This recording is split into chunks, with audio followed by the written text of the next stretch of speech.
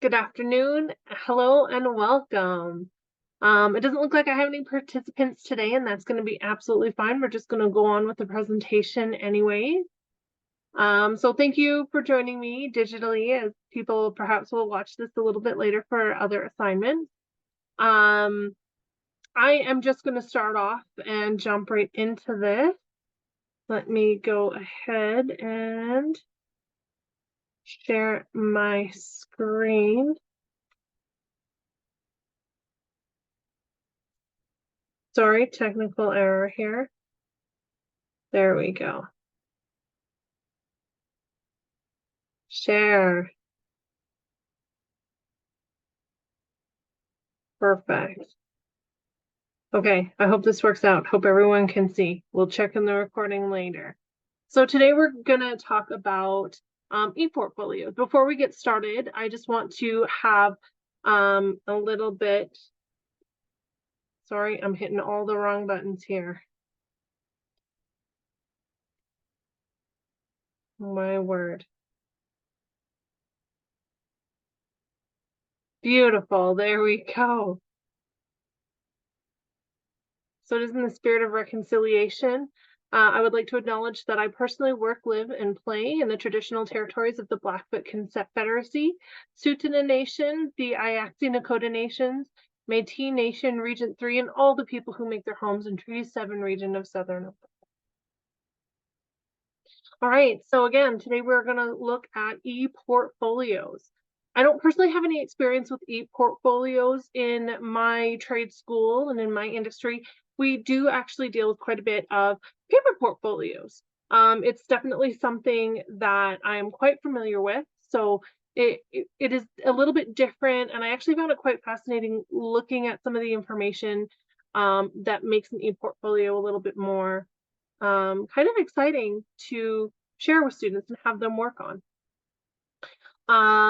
So I'm kind of curious, tell me in the comments, in your industries, so I know there's a vast majority of us out here that do a vast majority of different things out there. In your industries, do your learners require to use portfolios, paper, or otherwise for job interviews or placements, or to show their work? I know that in some industries we use Instagram, in some industries we do something completely different, and I don't know a lot about the other industries that we have. So in my research, I found an article by UBC on the impact of portfolio development on adult learning. It said that student portfolios can vary greatly in their presentation and purpose. So some undergraduate portfolios can include a compilation of students' work, progress in writing classes during all or a portion of their academic careers.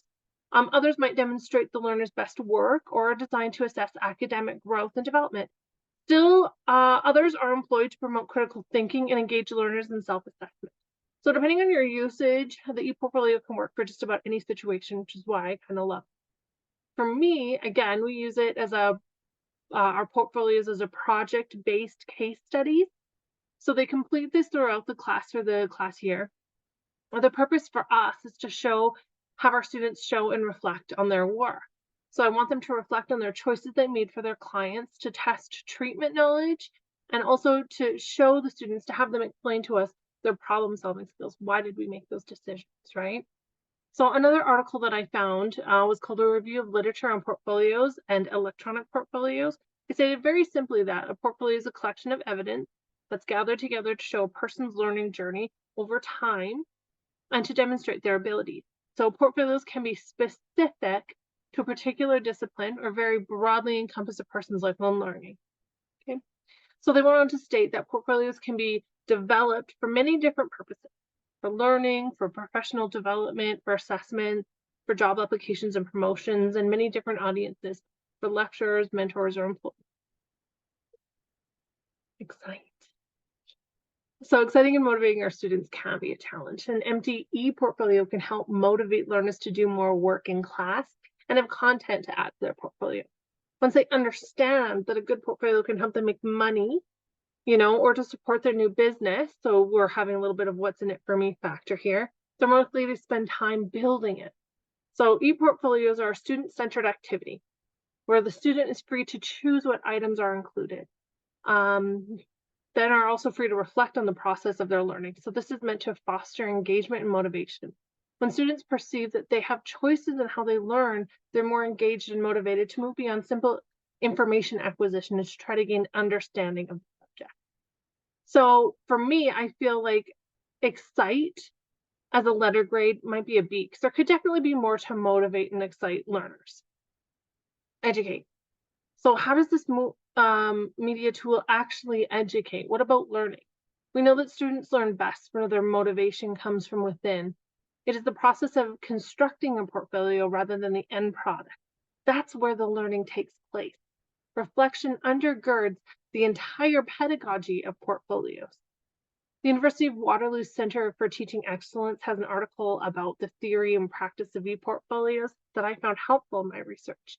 They talked about e-portfolios generate learning because they provide an opportunity for virtual space for students to critically assess their academic work, to reflect on that work, and make connections among different courses, assignments, and other activities, such as work experience or extracurricular pursuits.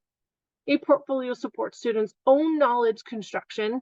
They make otherwise invisible aspects of the learning process visible and place agency in the hands of the students, which fosters learners' motivation.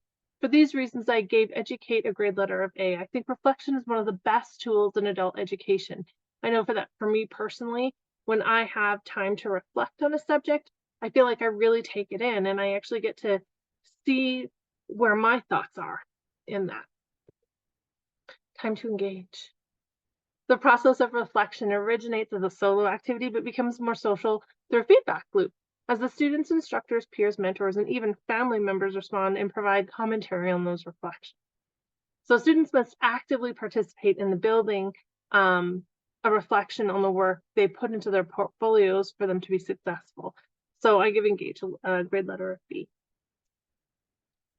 So the next question to ask is, how might this evaluate learners? It allows a learner to reflect on the work they've compiled in this portfolio, getting a chance to review their past learning experience. They can look within to see how they may have done things differently. So going back to that previous article, portfolios may provide an alternative form of assessment that moves away from summative assessments to charting the development of student thinking over the course of their study. Such assessments are seen by some as more authentic, as they rely on more than one piece of evidence to show development of thinking and more accurately represent students' ability. An article I also read on e-portfolios in the Teaching, Learning, and Assessment stated that students are learning in a hypertextual, if I can speak, digitalized and multimedia world. There's an ever-pressing need for assessment to be more authentic, engaging, and to develop transversal skills. So I think that evaluate can hold a letter grade of A if used properly. So for this specifically, I've been looking into Squarespace. There's so many other e-portfolio sites out there that can be used. Some of them will even work with schools so that the students can build an e-portfolio webpage for free. Of course, the school itself will have a fee. Once the learners graduate, they will get a discount on the website that they created. I'm not 100% sure if Squarespace is one of those, if it has that level of collaboration with the schools and colleges or not, but it has been really, really cool to look at. So this platform has a whole bunch of different templates to get you started. They have this lovely, so you can do an online store, a portfolio, you can have memberships, a blog, scheduling, so you can market your business and have a scheduling app online ready for you. There's you can have health and beauty, photography. You can have your resume on there for jobs depending on what industry you're in, fashion, food, travel, anything that you really want it to be. Templates for specific projects. All of the things that I mentioned before, e-portfolios, selling products, service blogs, whatever, literally whatever you need. So as you can see, I've made some failed attempts at building a portfolio for you guys to look at and experience. It was kind of really fun going through them and learning about the website. So I'm going to continue to do that. I do think it's really, really, really important that as educators, we are also in the learning process with our students. If we can understand and respect what they're going through a little bit more, I think that that makes the learning a little bit more authentic and real to us. So this is what a general template looks like before you change it to suit your specific skill set or needs. The one thing I did like about Squarespace is that they have helpful video guides to help you every step of the way.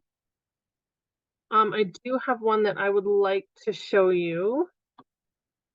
Let's just get out of here. We don't have to watch the whole thing, so no worries on that.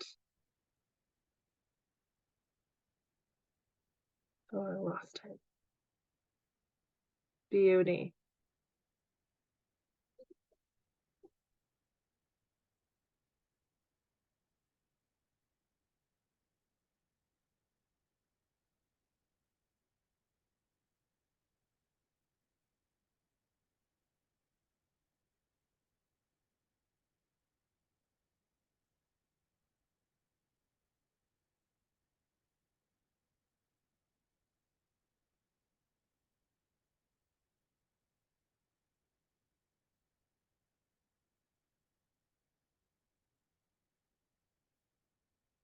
All right, so that just kind of gives us an idea. Oh Lord,